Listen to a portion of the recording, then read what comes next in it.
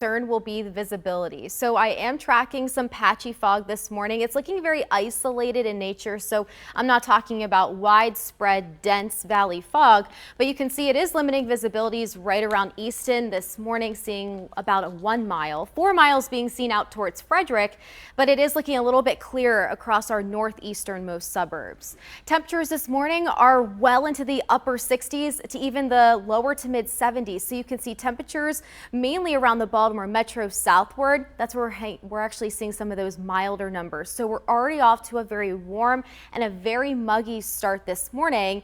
And I am tracking broken clouds. That's going to be the main story as we head into the afternoon, with air temperatures pretty much rising into the upper 80s and the low 90s. There is the potential for some showers and thunderstorms, which will likely hold off until after sunset.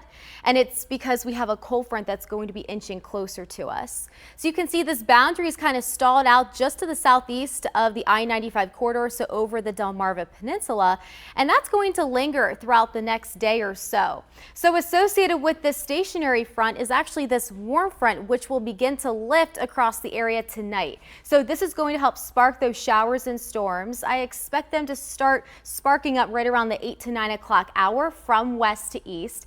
Then as we head overnight, we're still going to be dealing with that chance for storms, and some of them could be on the stronger side. So we'll be placed in this warm sector, so in between this warm front and cold front. That means the air will be coming out of the south, and the atmosphere is going to be very unstable during this time frame.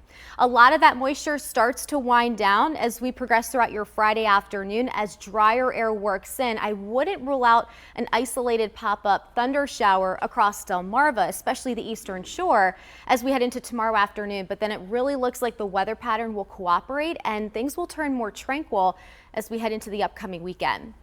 So overall, we do have that threat for some damaging winds and large hail, but this threat, this marginal risk that the Storm Prediction Center has issued, mainly confined for areas around the metro and northward. But this is really going to move through later tonight into early tomorrow morning.